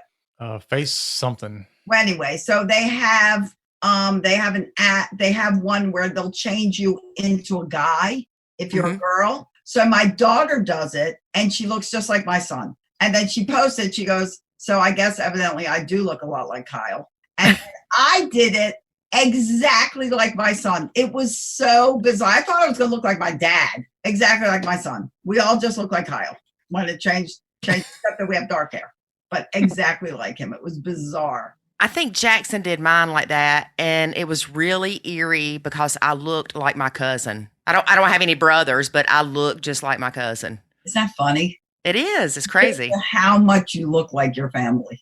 Mm-hmm. Yeah, that you don't realize. Yeah, growing up, everybody would always say, you look just like your mama. Well, my mom and I didn't really get along, so I'd be like, no, we don't. No, we don't. Which I look nothing like my daddy. My little sister is the clone of my daddy. I swear she is. But I've had people come up to me and will say, you've got to be Gail's daughter. And it's crazy. And somebody even came up to my dad. He had my great niece with him, so his great granddaughter, and she said, that baby has got to be a McFadden. And I'm like, what is it? I mean, it's not just the brown eyes and dark hair. What is it? And it's apparently the facial structure or something that we all just have similar, you know? That's kind of freaky. People used to tell me I look like my dad all the time. And, you know, a girl doesn't want to know that they look like a guy. And then my brother was born, and he is like a spitting image of my father. And as he got older, I would look at him and go, we look a lot alike. Your eyes, they're just like my eyes. I'm like, oh my God, I guess I do look like my father. Well, you didn't have to do a DNA test, a paternity test. No, even though my sisters always told me I was adopted. That's how they used to make fun of me. Well, you know, because there are no baby pictures of me except one. My dad tells me that I was the neighbor's kid. Makes sense. When the neighbor passed away, he called me and said, your dad died. There might be some truth in that. Who knows? No, remember Jackson did the ancestry DNA and it linked him and my dad. Oh, okay. Yeah, so we have proof now. Oh, good. Yeah, they would say I'm adopted. Because there's all these pictures of my older sister and then my next older sister and then me. There's one baby picture of which they lost, so there's only really Xerox copies of it. And then my brother was born after 3 girls, and that was like the baby Jesus being born. So of course there's millions of pictures of him.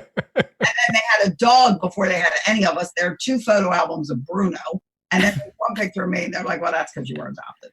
Yeah, I hate to say it, but we do have like 100 times more pictures of the dog than the kids. Yeah. That's because the kids take pictures of the dog. Yep, they do. They don't care about us. It's just the dog. Yeah, okay, Celia, we can talk forever, and it has been great as always talking to you. So tell people how they can find you and join the classes that I'm apparently getting ready to take. Join my challenge. Yes. Lori will be the first one in it. Well, you can reach me on one of a few websites. That's celiakibler.com, pumpedupparenting.com. And if you're in the DC Baltimore metro area and you want to take kids fitness classes with your child, you can go to funfit.com. You can reach me directly at celiakibler.com. And you can find me on Facebook at Celia Kibler. Join our Facebook group, Pumped Up Parenting. And all kinds of fun stuff is going on there. We'd love to have you. And am I missing it? I'm on Instagram too, Celia Kibler. You can just find Celia Kibler, YouTube, wherever. It's always me. Yeah. And you may have a podcast out by the time this airs. So tell us about that. And that is the Pumped Up Parenting Podcast. And one day, Lori and David will be my guests on my podcast, and we can laugh some more. There you go. My book will be out soon too, Taming the Toddler, the Ultimate Parenting Manual. This is all you need. You'll straighten out your kids. You'll realize, what this amazing little human is like and what it can do for you. And you won't take everything so personally. So, and is that everything? I think. And join my challenge that's going on. It goes on off and on. So if you're not catching it right away, you'll be able to sign up. And that is the race to stop yelling at your children, because we want to build a world where no one's yelling at children. We don't want you to believe that parenting is easy or perfect. And yes, you will occasionally yell at your children, but we want you to not get in the habit of always yelling and hear you say that they will only listen if I yell, because guys, it's not true. So I will help you find out how that is. And I will let y'all know if that works. Right. Lori will be my testimony. I'm the guinea pig, people. I'm the guinea pig. David. Oh, that's wrong pig. Never mind. Wrong pig. Guinea pigs make that noise, don't they? My daddy's guinea pigs squealed and they scared me to death. They do squeal sometimes. Anyway, group coaching, one-on-one coaching, I'm here to help. There you go. Great. Well, thank you again. And I'm sure that we'll talk soon. We will. And it has been a blast and an honor to be on your podcast, because you guys are doing amazing things for the blended family community. And I'm grateful to know you.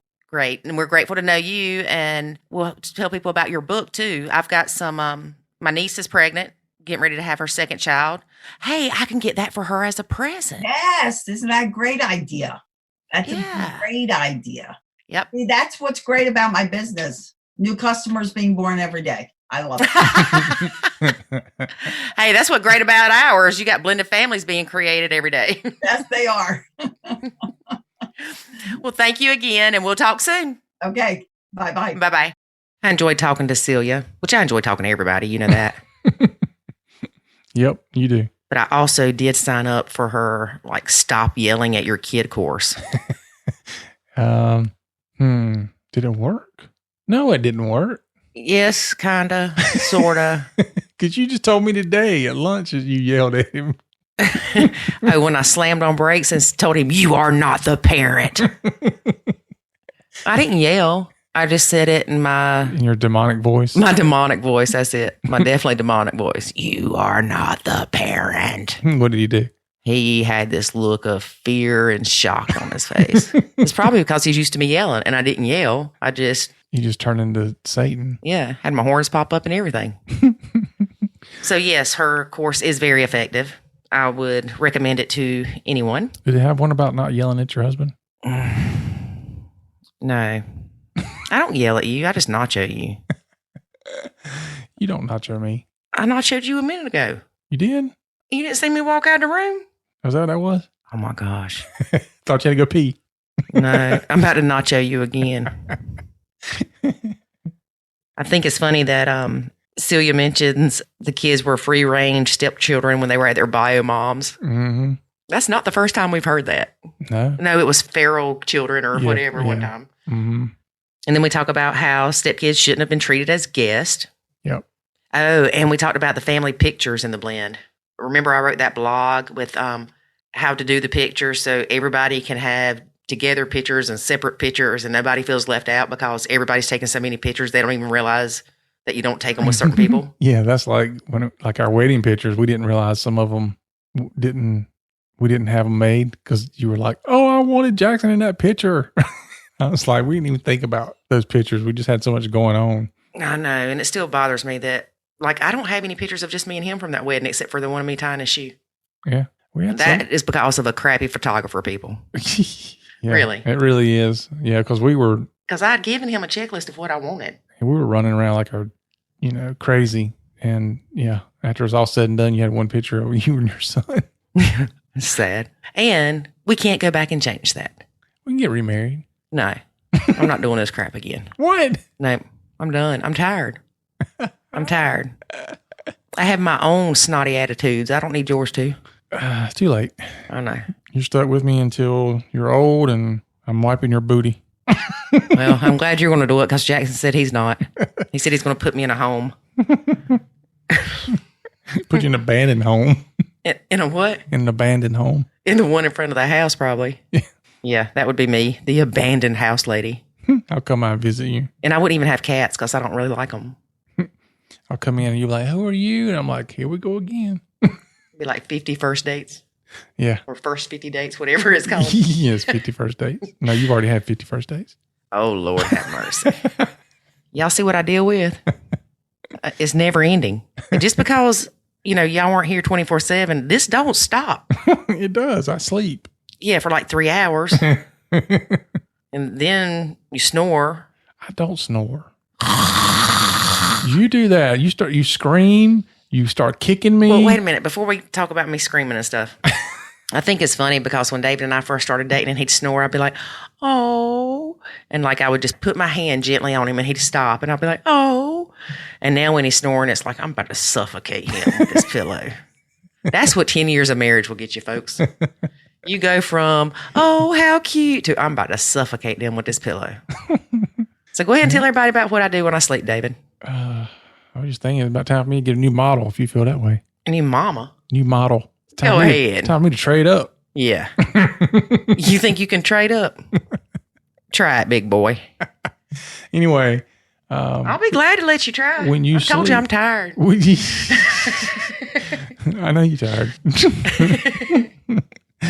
Yeah, when you sleep, you scream and you holler, and I guess they don't have a course for that.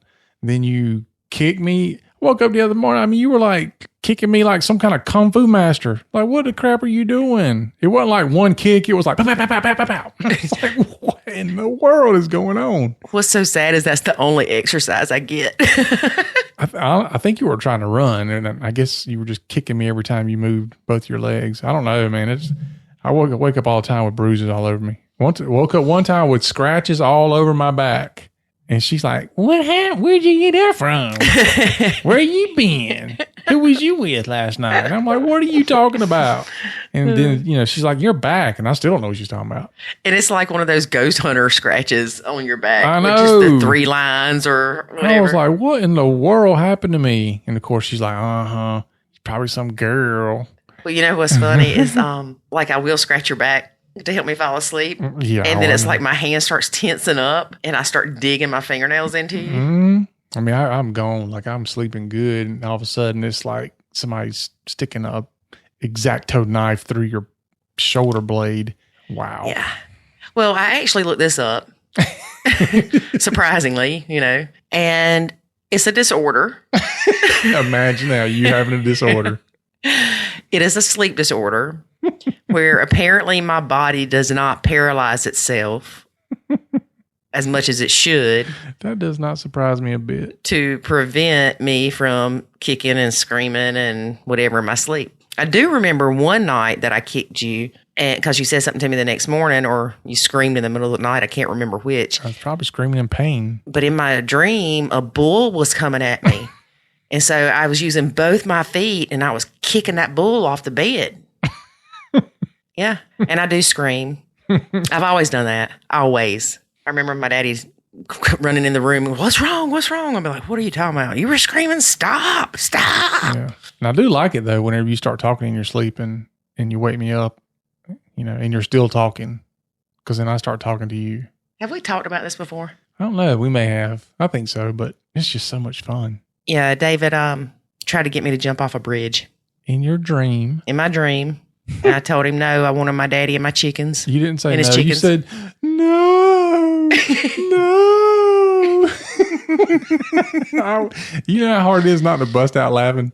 And then I said something about I wanted my daddy and his chickens or something. Yeah, I don't know, something crazy like that. Yeah, that was so, man, if I could have had that on video, it was hilarious. Because everything I would say to you, I could tell that, you were formulating it within your dream. I was telling you, people are chasing us, and you're like, oh, God, oh, God. Like, we're running across a bridge. Oh. You're just acting out the whole thing. It was like, you ever seen the people like when they get hypnotized and they start, acting out whatever somebody's telling them's going on? Mm-hmm. That's what you were doing. It was great. All right, so I want to take a vote. How many people feel that David is abusing me by him trying to control my dreams and make me do crazy stuff? That's a good one. Remember that time you tried to get me to kiss you in my dream? Yeah, what that you said? I said, married or something. No, like that. I said, no, I don't know you. Yeah, that's what it was. I don't know you. I'm like, there again, trying not to bust out laughing. Yeah, and wake you up. Dreams have always fascinated me. I have dreams and then things happen like that I saw in my dreams, and it's kind of freaky sometimes. And were you really dreaming?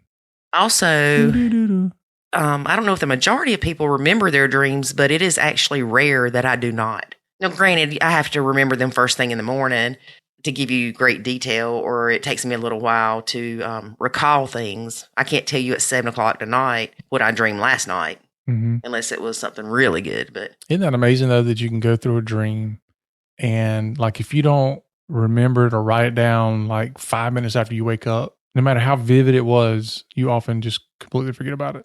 Mm-hmm. It's like your dreams are happening in a part of your brain that has your sleepy part, short-term memory. It's like the RAM in your computer. When you reboot, it just wipes it clean. Yeah, there you go. And two, if I have repetitive dreams, I know that that's getting ready to come true.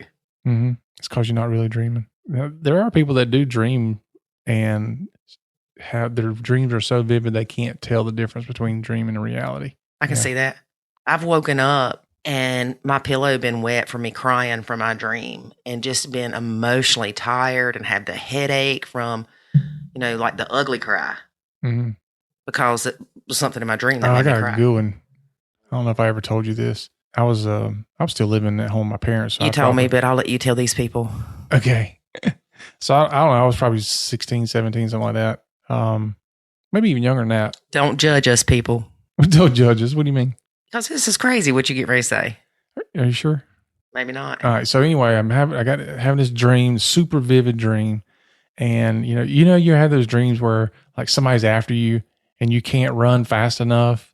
Like, or you go to hit them and it's like slow motion, or you're like got wimpy arms. Right. So it was one of those dreams. Okay, then no, I don't know what you're getting ready to say. So it's one of those dreams, and like I couldn't get away from them, and I used to always have dreams that I was outside and the sun is so bright I can't see.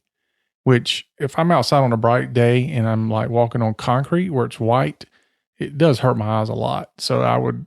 You know why? It's because you have blue eyes. Oh, really? Mm-hmm. Okay. Something else I researched. Go ahead. So I would, I dreamed that. That was part of the horror of my dream, is that I'm walking around, I can't hardly see because everything's so reflective and all that. So, let me guess. And then you started singing "My Future's So Bright, I Gotta Wear Shades." No. Okay. All right. So got all that going on. Then for some reason, I got this gun, right? And I'm like, oh, great. Now I get to shoot the person that's trying to kill me. But I can't see him. So I'm trying to shoot him. And like the gun is worse than a BB gun. Like it's a full, real pistol. And I'm pulling the trigger. It's like, pew, pew. And it's like not doing anything. And so, and then for some reason, the person, in my dream, they grab me and somehow I've got a knife. And I'm like, okay, my last ditch effort. And I stab the person in my dream and I kill them. And then I wake up and guess what? I am laying in a pool of blood. You lie. I am not lying. I am laying. I look up my pillow and it is a slap pillowcase full of blood. And I freak out. One, I'm checking, like I'm looking at my body going, making sure I have no wounds and all that. And at the time, I had a bunch of knives and swords and stuff like that in my room. I'm 16 years old. I'm all into ninja stuff and all that. So I got all these weapons everywhere. The next thought that came into my head was, I killed my parents.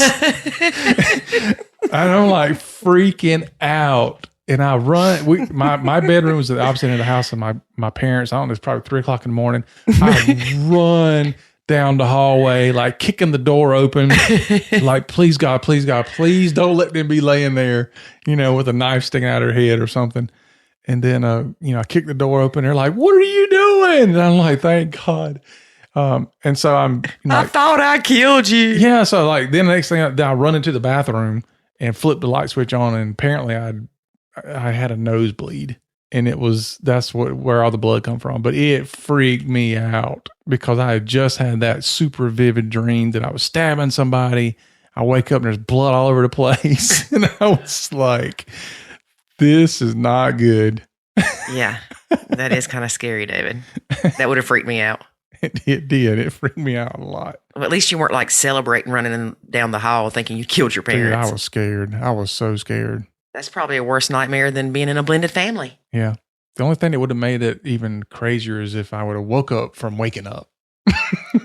Like you're dreaming that you're dreaming. I've done that. You've done that? I have done that, but that's not what happened this time. Okay. All right. I've done things. We could have a whole thing on dreams. Like we could. Like I used to be able to, and I stopped doing it because that's what I thought you were getting ready to talk about before. Yeah. I stopped doing this because it kind of started getting freaky, but this is during a time in my life where I was like kind of studying phenomenon and all this kind of stuff. And so I got into lucid dreaming and I could get to a point to where I knew I was in between being awake and being asleep, and I could recognize that point. And then when I did that, when I could do that, I could also, I realized I was dreaming while I was dreaming. And so I could control my dreams. It's the craziest thing to experience. But, well, is that not kind of like if I wake up and I'm having a good dream and I try to finish it, like I wake up and I'm like, oh, I wasn't finished dreaming. And it's like you go back and. Well, you pick back up where you left off or you finish your dream, but you still don't really know that you're doing it. And your dream is typically, you're just walking through your dream and things are happening. But when you're lucid dreaming, you're in a dream, what's happening. You can control the environment around you. If you want to fly, you fly. If you want to do whatever, you do it. It's a complete dream. And just having that. And then when you wake up, it's the funniest thing too, because when you wake up, it's not the same feeling as when you normally wake up. It's like you're on a ride, and when it's over, you take the helmet off and you're like, okay, the ride's over. It's that kind of feeling. It's the weirdest thing. But this is not something we suggest people do. No. Because it can be scary. I'm sure there's at least one listener who's done it before. And didn't your mama say that you were going to hell for that or something? She started getting freaked out because I started talking about trying to do astral projections. And she's like, you have lost your ever-loving mind. And that's back when we had the Time Life books that we would buy, the series. And so like every month I got like some kind of supernatural book in the mail. Sometimes it was UFOs and sometimes it was dreams or whatever. I mean, it was just crazy stuff back then. And so, yeah, when I started talking about doing astral projection, that was somehow all those books went missing. Yeah, imagine that. Well, you know what I was just remembering though too is when I was nachoing my dreams, I screamed at your kids a lot. You remember that? You scream at a lot of people a lot. Like you scream at people who aren't even with us anymore. I screamed at my sister and my mama, don't I? You do, yes. Yeah. But fortunately, I've never heard you scream at somebody I don't know. Well, that's good. I remember one night though, like screaming bad stuff. Yeah. Yeah, at I the do too. kids. I'm like, you foul-mouthed heathen. What in the world? Sweet little Lori done turned crazy. I'm like, the devil got you for sure. What in the world? See, I had all this suppressed stuff from me nachoing that it just came out at night. You just have all these split personalities. Yeah. Yeah. All right. I'm sure y'all were tired of listening to this. We'll get a bunch of email about people, their experiences of dreaming and all that kind of stuff. Well, that stuff interests me. It does. You know, it is interesting. But I have to be careful because I'll get too interested in it. Next thing you know, I'm doing crazy stuff. Yeah, David likes that mind manipulation crap and mind control, and he plays mind games with you. And see, I don't care enough to do that. I'm kidding. I don't care enough. I just don't. I don't want to have to put that much energy into something. Like when I'm talking to you, I'm talking to you. I'm not trying to think about, oh, well, how can I get them to say this, or you know what I mean? I just don't think that way. That's not the way I think. It's just I'm fascinated by human interaction and communication and how there's patterns and there's ways to unlock things and there's ways to persuade. See, he's making me tired already. That stuff just fascinates me. It just does. Well, good. It's kind of the mysteries of the universe thing. That's probably where a lot of this stuff comes in. It's like if it's a mystery, if it's kind of like that, I just want to bury myself in it and figure it out. You want to debunk it. Yeah, I either want to debunk it or I want to figure out what it's all about. Yep. All right. I'm sure y'all enjoyed that part. Like we say, you never know what you're going to get on this podcast. You never know. All right. So, David. Are we done? Yeah, I'm ready to go to sleep. We're talking about dreaming. All right. That is our show for today, folks. Catch us next week for another exciting adventure of Nacho. And we hope you have pleasant dreams and dream about nachos. Peace out. Girl Scout. Thanks for listening to this episode of the Nacho Kids Podcast. Find us online at nachokids.com. Until next time, remember, life is good when you nacho.